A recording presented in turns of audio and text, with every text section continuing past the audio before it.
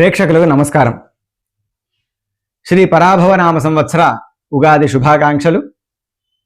ఈ సంవత్సరం కన్యా రాశి వారికి ఏ విధమైనటువంటి ఫలితములు ఉన్నాయో తెలుసుకుందాం. ముఖ్యంగా ఈ రాశి వారికి ఆదాయం 8, వ్యయం 11. ఆదాయం తక్కువ, వ్యయం ఎక్కువగా ఉన్నది. రాజపూజ్యం 3, అవమానం 3, రెండు కూడా సరి సమానంగా ఉన్నాయి. కాకపోతే కాస్త ఆదాయం పెంచుకోవటము, వ్యయం తగ్గించుకోవడం అనేటువంటిది ఈ యొక్క కన్యా రాశి వారికి ముఖ్యంగా గోచరిస్తూ ఉన్నది. ఈ రాశి వారికి ఉద్యోగంలో స్థానచలనము అనేటువంటిది కనిపిస్తూ ఉన్నది. బాధ్యతల్లో కూడా మార్పులు కనిపిస్తూ ఉన్నాయి. కాబట్టి మీరున్నటువంటి యొక్క బాధ్యతల నుంచి తొలగించి వేరే కొత్త బాధ్యతలు అప్పగించేటువంటి అవకాశం కనిపిస్తూ ఉన్నది. పని భారం పెరిగినా మీ యొక్క తెలివితేటలతో వివిధ ప్రాంతాలకు వెళ్ళాలి అనుకునేటువంటి వారికి అనుకూలతలు బాగా కలుగుతూ ఉన్నాయి. ముఖ్యంగా మే తర్వాత అంటే ఈ యొక్క 2026 మే తర్వాత వీరికి అన్ని సువర్ణ అవకాశాలు వస్తాయి. వాటిని అందిపుచ్చుకోవడంలో ఏ విధమైనటువంటి జాప్యం చేయకుండా ముందుకు వెళ్ళడం అనేటువంటిది చాలా ఉత్తమం. వ్యాపారస్తులకు లాభాలు మెండుగా వస్తాయి. వారి వ్యాపార అభివృద్ధి కూడా చాలా అతి వేగంగా ముందుకు వెళ్తూ ఉంటుంది. అయితే జాగ్రత్తలతో ముందుకు వెళ్తాం అనేటువంటిది చాలా ఉత్తమం. వ్యాపార విస్తరణ చేస్తారు. కొత్త ప్రణాళికలు చేసి నూతన వ్యాపారాల్ని ప్రారంభించాలి అనేటువంటి ఆలోచన కూడా మీ మనసులో వస్తుంది. కాబట్టి ఒకవేళ అటువంటి యొక్క ఆలోచన కనుక ఉంటే అనుభవజ్ఞుల యొక్క సలహాలను తీసుకొని ముందుకు వెళ్ళడం అనేటువంటిది కూడా చాలా ఉత్తమం. ఉద్యోగస్తులకి ప్రమోషన్లు రావటం కానీ లేదా వారికి ప్రస్తుతం ఉన్నటువంటి యొక్క జీతాల విషయంలో కూడా కొంత పెంపు ఉండేటువంటి అవకాశం కనిపిస్తున్నది. కార్యాలయాల్లో కూడా మీకంటూ ఒక ప్రత్యేకమైనటువంటి యొక్క గుర్తింపు ఏర్పడుతుంది. మీ శ్రమకు తగినటువంటి గుర్తింపు ఉంటుంది. అంతేకాకుండా మీ శ్రమకు తగినటువంటి ఫలితం కూడా ఏర్పడుతూ ఉంటుంది. రాజకీయ రంగంలో ఉన్నటువంటి వారికి మంచి గుర్తింపు వస్తుంది. ప్రజాదరణ కూడా పెరుగుతుంది. మీరు అనుకునేటువంటి ఆలోచనలు ఏవైతే ఉన్నాయో ఆ ఆలోచనల్ని మీరు ఆచరణలో పెట్టడం ద్వారా మంచి పేరుని గుర్తింపుని కూడా పొందగలిగేటువంటి అవకాశాలు అధికంగా ఈ యొక్క రాజకీయ నాయకులకు కూడా గోచరిస్తూ ఉన్నది. ఇక వివాహ విషయంలో వచ్చే వివాహ ప్రయత్నాలు చేసేటువంటి వారికి కొంత ఫలించేటువంటి సమయంగానే ఉన్నది. కాకపోతే కొద్దిగా శ్రమ అధికమవుతుంది.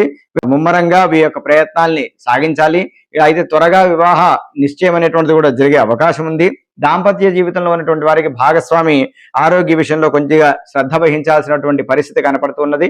అప్పుడప్పుడు చిన్నపాటి మనస్పర్ధలు కూడా వచ్చేటువంటి అవకాశం ఉంది. కాబట్టి వాటిని తెలివి అంటే యుక్తితో దాన్ని అధిగమించడం ద్వారా దాంపత్యపరమైనటువంటి యొక్క ప్రపంచాలు కూడా తొలగిపోయి సుఖవంతమైనటువంటి యొక్క జీవితాన్ని మీరు పొందగలుగుతారు. సంతాన యోగం కోసం చూసేటువంటి వారికి ఆ పరమేశ్వర అనుగ్రహంతో ఈ యొక్క సంవత్సరం సంతానం కూడా కలిగేటువంటి అవకాశం ఉంది. అయితే గురు సంబంధిత అంటే వారి యొక్క స్వీయమైనటువంటి యొక్క జాతకాలలో సంతానపరమైనటువంటి విషయాల్లో ఏదైనా కనుక దోషములు ఉంటే దానిని ఒకసారి పరిశీలించుకొని తదనుగుణంగా ముందుకు వెళ్ళటం అంటే పూజాధికములు కానీ లేదంటే వైద్యపరమైనటువంటి విషయాలలో సేవలు తీసుకోవడం ద్వారా ముందుకు వెళ్ళటం కానీ చేయడం ద్వారా కొంత సంతాన యోగం అనేటువంటిది కూడా కలిగే అవకాశం ఉన్నది. సంతాన అభివృద్ధి కూడా ఉంటుంది. సంతానం ఉన్నటువంటి వారు వారి విద్యా విషయంలో కూడా మంచి అభివృద్ధి కనపడుతూ ఉంటుంది.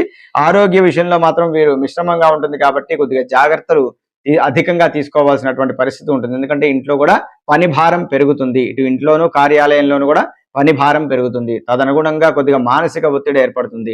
తదనుగుణంగా కొంత అనారోగ్య పరిస్థితులు కూడా ఏర్పడేటువంటి అవకాశం ఉంటుంది. కాబట్టి ఆరోగ్యపరమైనటువంటి విషయాల్లో తగు జాగ్రత్తలు పాటించడం అనేటువంటిది తప్పనిసరి.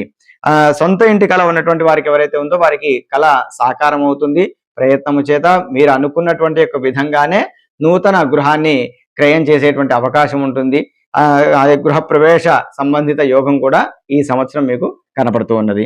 అదేవిధంగా శత్రువులు బంధువులను కనుక చూసుకుంటే శత్రువులు కూడా మిత్రులుగా మారుతారు.